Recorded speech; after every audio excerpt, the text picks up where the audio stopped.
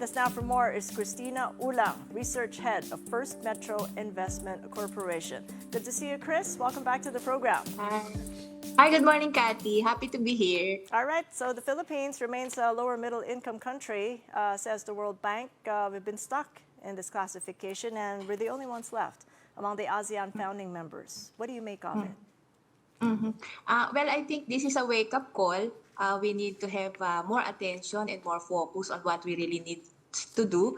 Government policy should be focused on really top priorities. And to my mind, it's really about our vulnerability to all of these geopolitical uncertainties, which means we should be addressing like our energy sufficiency, our food security, and our resiliency versus climate change. Because these are our vulnerabilities. We are not a net oil so we are a net oil importer, and so whatever happens to the Middle East affects us, our inflation, our deficit, and also debt sustainability. I think we have to address also how long is this going to be on the rise, our debt and our fiscal consolidation, also our budget deficit. How do we manage it? I think this is going to be a reality check, a reassessment of our priorities and where we have a lag in terms of our policy support and our structural reforms, where we have been lagging and where we have done better.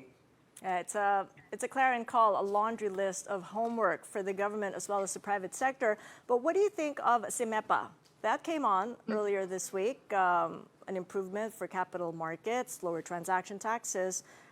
Retail and trade value turnover have improved. I've seen it at least 7.5 billion pesos for at least two straight days. I think, yeah, it's a very good start. It's a positive signal, really, that this is enticing investors to trade more. And I think this is going to put us on the path of growth, more interest in the local capital markets. Although we still have a lot to do based on what the BSP is saying, we still need to have a more realistic fixed income market in terms of the yield curve signals. And I think that it depends on the greater participation of even the smaller players and the big players in our fixed income market. And also in terms of the debt issuance, the governor of the BSP is saying that we should have more low-rated issuers. And so that should increase the participation in the capital markets, not only the AAA issuers that should be there. And also our participation also in the global ETF market. It's the high time for the Philippines to be there,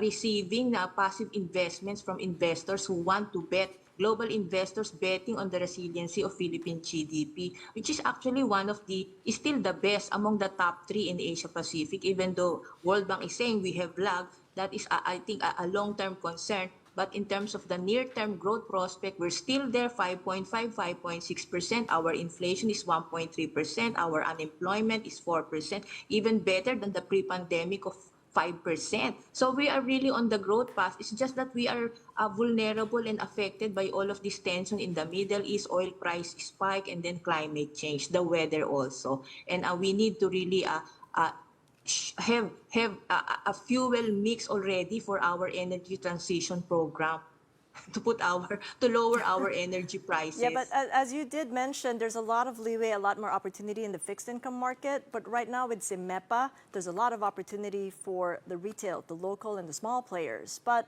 what really is to come on for them? If the lower transaction taxes are in effect, what's the attraction for investing in the equities market now? Well, the anchor really is about earnings growth and GDP growth. Our GDP, as I've said, is strong. That's going to anchor our corporate earnings growth. The second quarter corporate earnings are going to come out, and I think it's going to show a bit of an acceleration from the first quarter. We've seen the first quarter like really flat, 3% growth year on year, and then on revenues of like 4% growth year on year. But because of the election in the second quarter, election is pending, and then summer month, we are seeing all of the shipment and the exports and all the construction activities. We're expecting like a bit of an acceleration from the 5.4% GDP growth and correspondingly an increase in the earnings growth. But all of this is not going to push the PISA back to 7,000. We need to have policy support. That's why we're expecting like 50 basis points more cut on the part of the BSP policy rate cut to propel the PISA to the target. Our forecast for this year is 7,000. Our brokerage is 6,900.